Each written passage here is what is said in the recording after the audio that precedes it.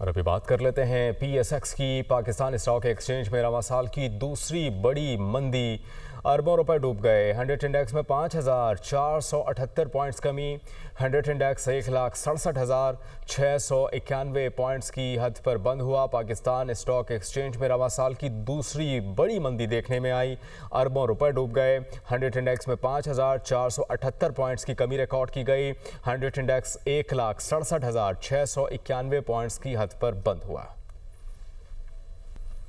और अभी बात कर लेते हैं PSX की। पाकिस्तान स्टॉक एक्सचेंज में रवां साल की दूसरी बड़ी मंदी, अरबों रुपए डूब गए। 100 इंडेक्स में 5,478 पॉइंट्स कमी।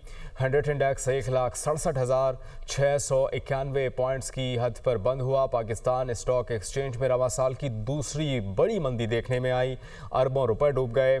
100 इंडेक्स में 5,478 पॉइंट्स की कमी रिकॉर्ड की गई। 100 इंडेक्स 1,67,691 पॉइंट्स की हद पर बंद हुआ।